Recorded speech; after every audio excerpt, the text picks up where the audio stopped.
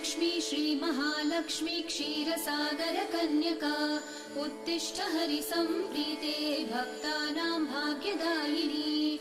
श्रीलक्ष्मी श्रीमहालक्ष्मी क्षीरसागर कन्यका उत्तिष्ठ हरिसम्प्रीते भक्तानां भाग्यदायिनी।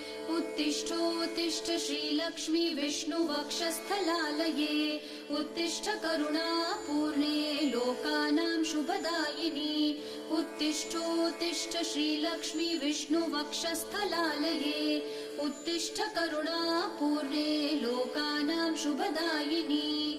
श्रीपद्ममध्यवसिते वरपद्मनेत्रे श्रीपद्महस्तचिरपूजित पद्मपादे श्रीपद्मजात जननी शुभपद्मवक्त्रे श्रीलक्ष्मी भक्तवरदे तव सुप्रभातम्।